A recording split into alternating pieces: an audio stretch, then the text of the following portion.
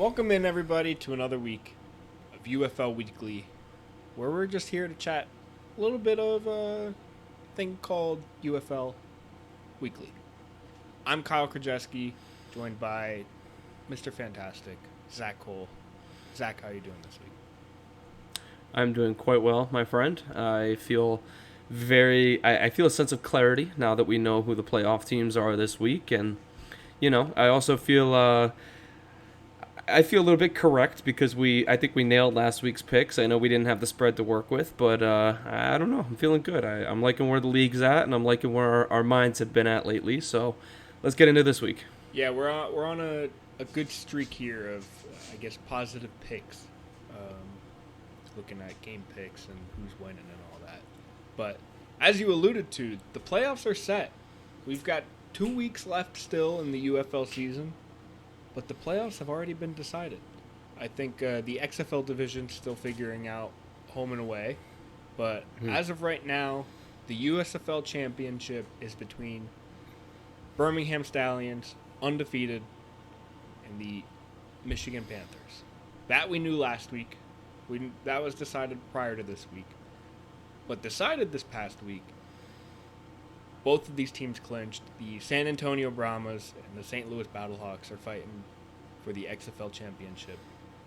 And I think we saw this coming. I think we discussed this a few weeks ago. DC had a lot kind of going against it to make its way in here. But then the Battlehawks beat them and kind of laid the groundwork to basically say, no, we're in. This is ours. So Brahmas Battlehawks for the XFL championship, Panther Stallions, USFL. The short and narrow of it was pretty much that the two XFL teams just had to win, which they both did. And as you alluded to, the defenders had to lose or needed to do a lot of work to get in, but they ended up losing to the Battlehawks, which kind of put a bow on this one and gave us a pretty clear playoff picture already with 2 weeks left in the season to play. And before we kind of get into recapping, just because I think everybody's kind of curious what these playoff teams are going to look like, I guess player-wise, because in the NFL you kind of get these teams that clinch the playoffs, clinch the 1 seed, and they rest their players. But the UFL is a little bit different. Specifically, Mike Nolan had a really good kind of quote here at the end of the game, head coach of the Panthers, kind of talking about potentially resting players for the next 2 weeks. But he said a couple reasons why you don't want to rest players. Number one, they don't get paid. We could play them, so you don't want to penalize them by resting them. We could play them less and activate them, but we need numbers for the game to make it through the game. So that's the issue with it. You can't sit somebody down completely, but you can monitor them. That's probably what most teams will do. That's what we're going to try to do, kind of. We're able to rest players, so that is what our intentions are going to be. Some guys played a little less, some guys played a little bit more.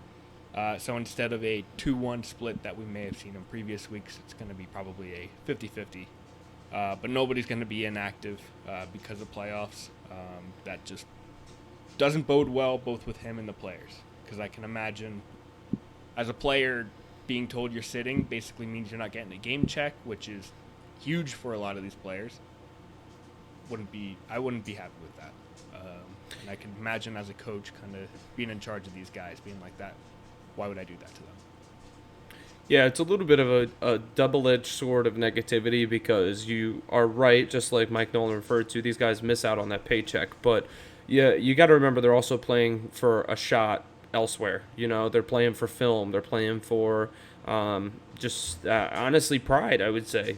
I think there's a lot of that in this league and less of that kind of money, status type of issues that might get in the way in the NFL. These guys are here because they're trying to prove themselves. They're trying to earn a shot with one of those big teams and kind of take that step to the next level. So, yes, they are missing out on money, which obviously everyone needs to live at this point, but they're also missing out on opportunity, I think, as well, if they are being sat. So, really just kind of, I think, good on the coaches, good on the organizations that they realize that, they understand that, and are looking forward to trying to get these guys in the game all the way through the end of this 10-week regular season. One last piece I just want to mention about resting and maybe taking it a little bit easier or not resting player, whatever we want to describe it as. I think the Stallions still do have something to completely play for with that undefeated season. Yeah. Chip, any team wants to be able to say that, hey, we went undefeated. We were that team. We went undefeated, and the Stallions still have that in the cards for themselves. So I think that could be a little bit of a motivating factor. And there's such a thing as getting rusty by taking too much time off. So I think for some of these teams, it's going to be a careful balance. But I really wouldn't expect to see too much out of the normal for these teams, other than some of those backup guys getting a couple more reps at the end of the game than they have in the last couple weeks. Yeah, either later in the game or kind of like halftime, we'll probably see a few more substitutions. Or I guess coaches are going to be more willing to make some substitution calls as the games move on here in the upcoming couple weeks that we have remaining in the regular season. Yep. All right. So, without further ado, let's go into recapping Week 8. We've got our MVP of the week, the man that stays on this, whether he is the MVP or is the honorable mention, Adrian Martinez, quarterback for the Stallions. The dude, I don't understand how he keeps doing this, how he keeps getting away with it, but the man is on fire, I should say.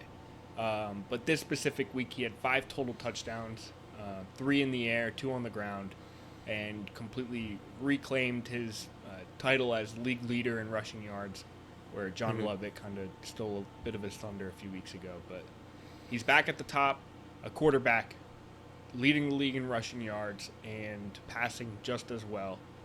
Adrian Martinez, you are our MVP of the week. Yeah, this wasn't really a hard decision. He literally accounted for all of his team's points, touchdown-wise. They scored 35 points. He had 5 touchdowns. So, he's that guy. But two other guys that we want to shout out. Matthew Colburn of the Michigan Panthers, who went for 93 yards and 2 rushing touchdowns as well. And Anthony McFarland, who had himself a nice game. He had 137 yards and 2 touchdowns as well, which is absolutely a decent game by the standards that we've seen. And a return from injury, too. McFarland was out for a few weeks there, came back, and immediately, boom, 2 touchdowns for the Browns. That's not a bad gig at all to step back in and make an immediate impact. So, and he plays for the San Antonio Brahmas, I should mention. So, again, our 2 runner-ups were Colburn, the running back for the Michigan Panthers, and Anthony McFarland of the San Antonio Brahmas. So, just 2 guys, quick shout-out on those. And guy who's got the stranglehold is Adrian Martinez, so kudos to him. Yeah, I wouldn't be surprised if we see him up here again in the next 2 weeks. Mm-hmm. And probably at the end of the year, because he keeps putting on performances like this. He deserves it. Absolutely.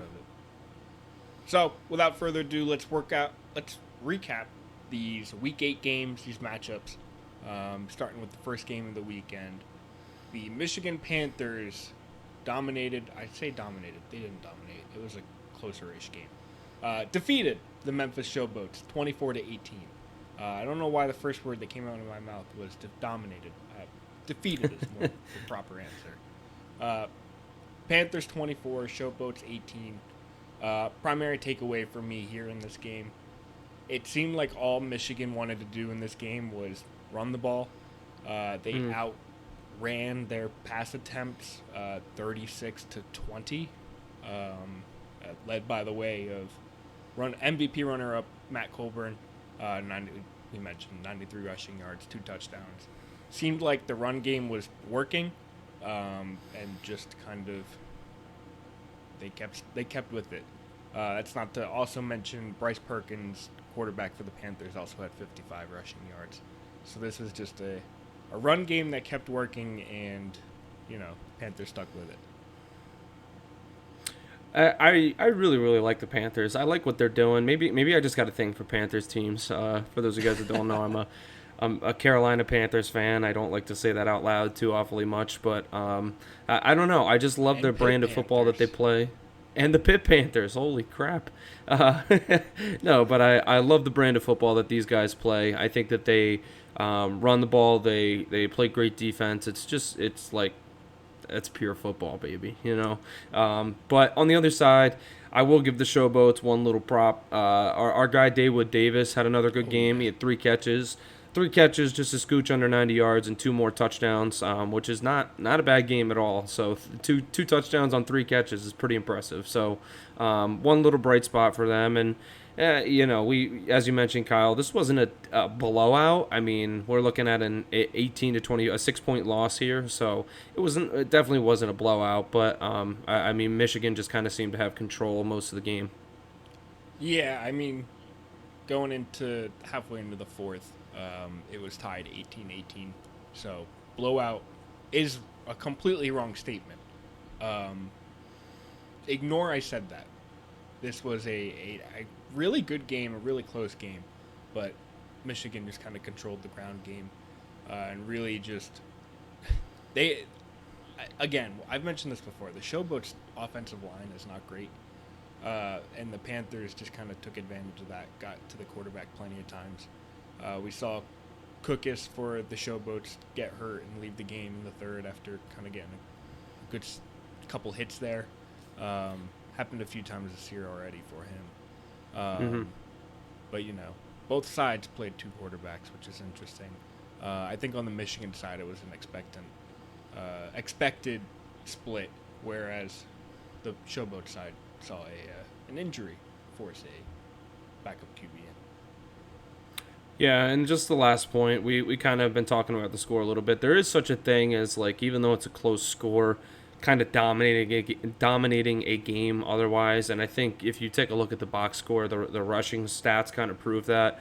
Michigan ran the ball for 161 yards, and Memphis only had 40. So, Memphis was kind of, Michigan, I'm sorry, was just kind of exerting their will the whole entire game. And when you can do that, you can just lean on a team and kind of make them feel your wrath a little bit. I think that's a good indication of being the clear better team, which the outcome proved. So I think that's all we got for this game. I think so. Next game, we had the Houston Roughnecks put up a fight against the undefeated Birmingham Stallions. Stallions still came away with the win. 35-28, Stallions win. My takeaway here was it wasn't necessarily the Stallions sleeping. I think it was the Roughnecks finally waking up. Week 8. Finally time to put things together here. But too little, too late.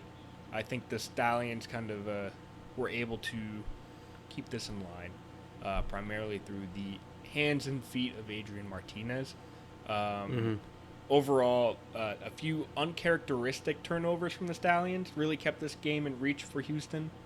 But I think in general, the Roughnecks played some of their best football, but the Stallions were the Stallions and still came out with a win. We mentioned Adrian Martinez already, dominating through the air and on the ground. Let's not forget Ricky Person for the Stallions, leading the team in rushing yards with 63 yards. And we saw a bit of a return of Mark Thompson, kind of with the first big game since coming back from an injury. 54 rushing yards and 2 touchdowns on 11 carries. So he was a large part of that Houston Roughnecks scoring surge, I should say. Yeah, big shout out to Mark Thompson helping them out a little bit. I think my big takeaway from this game, though, Kyle, is like the Stallions just have depth everywhere. Oh my gosh. We talk about them playing 2 different quarterbacks, which is just incredible, with Martinez and Corral, who are both very, very high quality quarterbacks. They had 4 rushers attempt a run in this game, with Ricky Person, Adrian Martinez, Roundtree, and Kane, the receiver, even getting a carry in there. And then if you take a look at their receiving box score, they had 10 guys catch a pass in this game, which is just absurd to me. And they seemed to just share it around. No one really had anything that stood out to me outside of Deion Kane, Amari Rogers, and Benjamin Victor reeling in touchdowns for them. But I mean, no one had more than four. I think 4 catches was the high in this game, and no one had more than like 30 yards receiving in this game. So being able to spread that wealth and being able to be that dynamic, that deep into the depth chart is such a big advantage for the Stallions. And I think that just kind of is part of the reason why they are the team that they are. Yeah, I think you look at the box score, you see the list of 10 guys, and technically 11 because Gary Jennings had a target, so he shows up in the box score here. But you see the depth of it, and I think because of that, I think what we see there is kind of goes back to the quote earlier of we're going to be seeing more rotation out of these guys. We're going to see a little bit more players come in to rest. Players are going to rotate in a lot more. Primarily, I think there's 3 tight ends on this list. And I think, what is it? Yeah, Holtz already talked about tight end rotation, but he said it's hard to take Jay Sternberger off the field, and I can't blame him. Dude is a spring football monster. Mm-hmm. So as much as we'll see a lot of receiver rotation in Birmingham, I think Jace is always going to be out there. I think he's the heart of that team. Honestly, dude's a beast.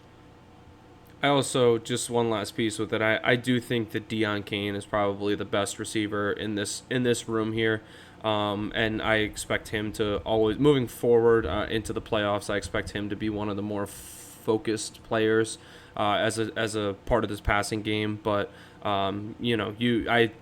that's not to take away from your point whatsoever. I think you hit the nail on the head where we're seeing them kind of dig deeper into that bag of tricks and that bag of wide receivers and spread that love around. Yeah, I also feel like we haven't talked about the army of shirtless fans that Birmingham has that just takes over the I guess behind the goalpost, just sitting in the end zone section, just waving their shirts. They're always fun to see, and I think I personally haven't seen them since a few weeks back, the DC Rain game, where they were just taking their shirts off, rallying their shirts with rally towels in the rain, and they've just been the highlight I see every single game now. I apologize if they've always been a thing, but I've only noticed them since the DC game a few weeks ago in the rain, and now I see them everywhere, and I love them. Just guys being dudes. That's just all it guys is. Being dudes. Next game, we had an unfortunate game for my favorite team, DC Defenders. The St. Louis Battlehawks defeated the Defenders 26-21. And with that, we spoke about it before. The Battlehawks clinched that postseason game. Just with the win, they clinched it, but I think there is a few other routes they had. We didn't get to talk about it last week because we recorded before any injury news, but AJ McCarron, I think literally a couple hours after we recorded, hopped up on the injury report ever since it was unexpected to play. So we had Manny Wilkins play for the Battlehawks this week.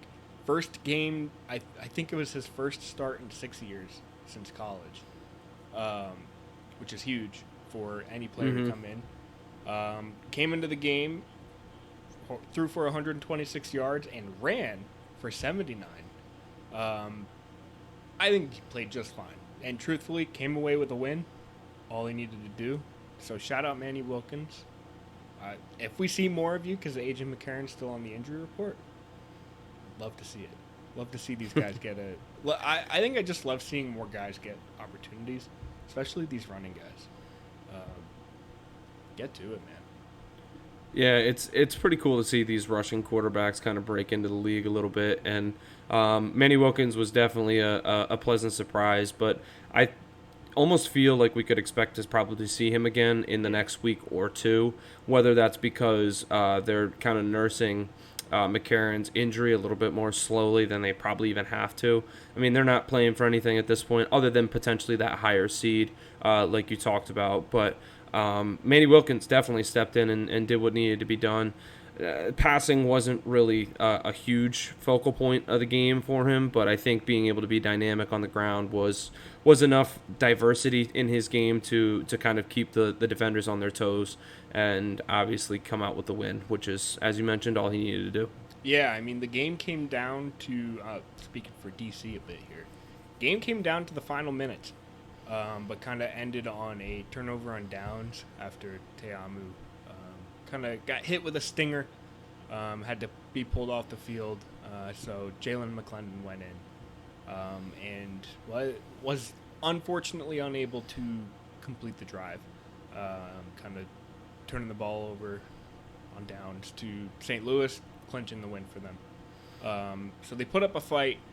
Ty Scott, I mean, dude's been on a roll these past few weeks. Came away with 69 receiving yards on 6 catches for a touchdown. And then just highlighting the Battlehawks rushing. They had Wilkins led the team in rushing yards, but Wayne Gallman saw 2 touchdowns, and Jacob Sailors had a touchdown as well. So a team that just, I think they were all like within the 5-yard line that they were scoring. So it was like they were just getting right there and then just punching it in. So Yeah, figuring out a way to finish those drives at the very end of the game. And we saw two field goals also from Sismet, who we talked about a little bit either last week or the week prior. I don't remember, but just overall, again, like you mentioned, Kyle, it was a close game and kind of unfortunate for the defenders that they couldn't get it done. And I think that's a little bit of the difference that we see in Teamu from this year as we did last year. He kind of felt like Superman last year, where he was always the guy that was finishing those drives and making the heroic plays, and it just hasn't worked out for him this year for one reason or the other. So I don't think that's any indication that he's not going to be successful potentially in the future in this league or anything along those lines. But, I mean, clearly this season is just one to forget for him. yeah, yep, very much so. And then moving on, final game of the week, Renegades Brahmas.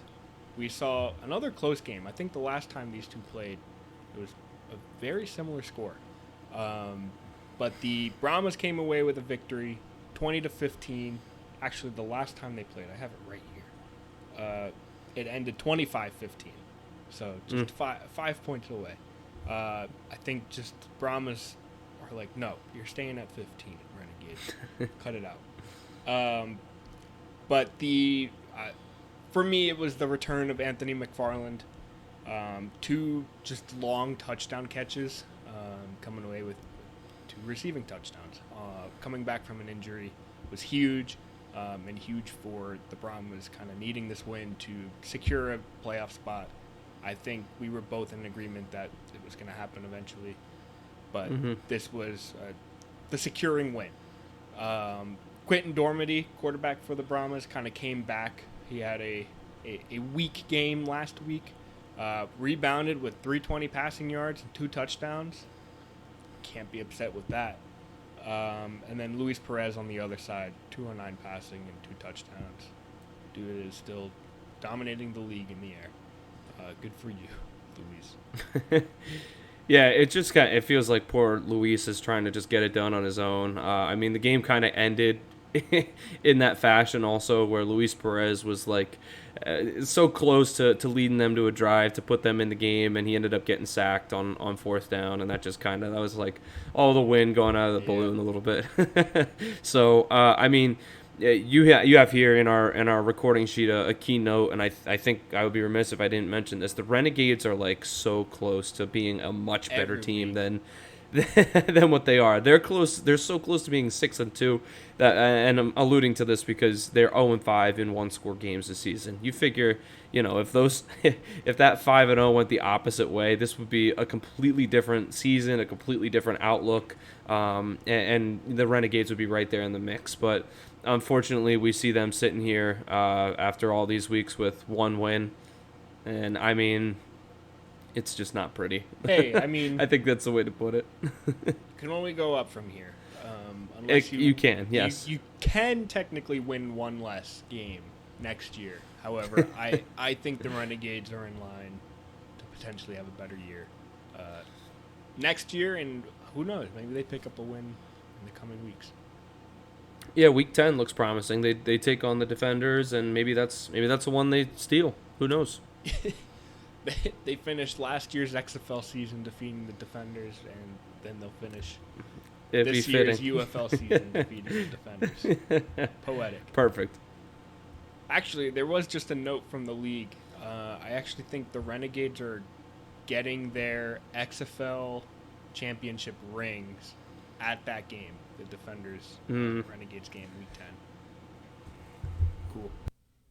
All right. That's kind of it for the week. One other note for the Brahmas. Quarterback Chase Garbers is no longer on the injury report, or no longer on the injured reserve list. He was, if you recall, a few weeks ago, early in the season, he was balling out. I think there were plenty of... I think the league does MVP power rankings, and he was right there at the top before an injury. And now he's off of the injured list, but I think the plan for them is not to play him. Definitely not this week. I haven't seen any rumblings about that. But, I mean, they have 2 weeks to get him into playoffs shape if that's the route they're going to go. But I think when Quentin Dormady's playing well, he plays well. And I think that's kind of what they're going to ride for the coming weeks. But who knows? Maybe we see some garbage time Garbers. Week 10. And who knows? Maybe he'll be right back into tip-top shape. Hopefully. All right. Let's get into our Week 9 picks, because we finally have game lines available. Last week, we went chalk with just favorite team wins because the lines weren't out, and we went perfect. But I'd like to point out the last time we made these game picks, we were both 6-2. So I'd still like to asterisk all this. This is not betting advice. We're just here to make over-under and spread picks based on what DraftKings gives us. But we're not. This isn't like make every single one of these picks. This is just having fun, guys. Just trying to outline how we think the games are going to go based on what these numbers are telling us. So without further ado, game 1 this weekend at noon Eastern on Saturday, May 25th. We have the St. Louis Battlehawks in Arlington against the Renegades. One note here that I'll give you, Zach, and the listeners. AJ McCarron today was limited at practice, so it is still questionable on if he plays. With that being said, the line is -3.5 in the Battlehawks' favor, over under 46.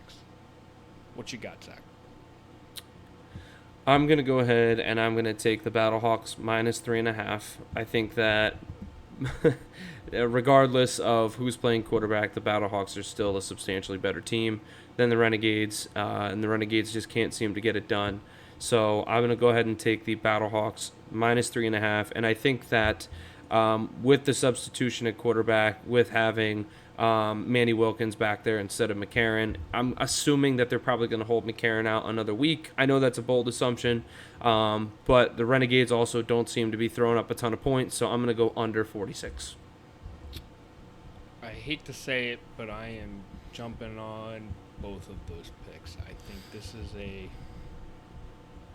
I think St. Louis is just more prepared to win. That's not to say I don't envision a world where the Renegades come out and just ball out, kind of taking advantage of a team that may just be taking it a little bit easy with the playoffs kind of already in grasp. But I think St. Louis is really trying to play for home field advantage because St. Louis has the best home field in this league. So I think they're still playing for something, but I think the Renegades are probably more likely to play spoiler than they are to just make their way through the end of the season. Either way, I still go St. Louis -3.5 and the under. I think if we see Wilkins out there, I think we're getting an under game. And I think the St. Louis defense is pretty damn solid. I can't argue with that reasoning. All right, second game we got here is the 3 o'clock game. It is the Birmingham Stallions taking on the San Antonio Brahmas at San Antonio. The Birmingham Stallions are 8.5 point favorites in this game, which I don't think is a shock to anyone that they're the undefeated team is the favorites here. And the over/under is set at 44 points. Kyle, what do you got? I'm gonna take the Brahmas plus 8.5. I feel like 8.5 is so much to give two playoff teams facing off against each other. And again, San Antonio's technically still playing for something. So are Stallions, going for the undefeated record. Yeah, I'm gonna take the points there for San Antonio. Give me the spread. I'm gonna take the over as well. I think these are two offenses that can put up points when they really want to. So yeah, plus 8.5 from San Antonio and over 44 for me. I also am going to take San Antonio plus 8.5. Here's my reasoning on that one. I'm taking a look at the Stallions' schedule right now, and believe it or not, playoff teams play them tough. We saw that in week 6, I believe. The Battlehawks only lost by 4 to them. That was a 30-26 game. And then all the way back in week 2, the Panthers only lost by 7. So I think that all those things combined, along with they are the clear favorite, or the clear home field advantage candidate here. They've already got that locked up. The foot might be off the gas a little bit. Give me San Antonio plus 8.5, and then I will take the over as well. Yeah. Welcome. I'm sorry that's not very exciting. Hey. Did you go under? I went over. Oh, okay. Yeah, I'm going over. I just Birmingham puts up so many damn points. I can't see, even if they take their foot off the gas a little bit, I still see them putting up somewhere in the 20s, and yeah. I think that San Antonio's got a decent offense as well, and they're going to meet them, and that over is just going to hit. I'm with you. Next game, we have the first of two 2:30 p.m. games on Sunday. We have the DC Defenders facing off against the Memphis Showboats. Two teams that are not in the playoffs.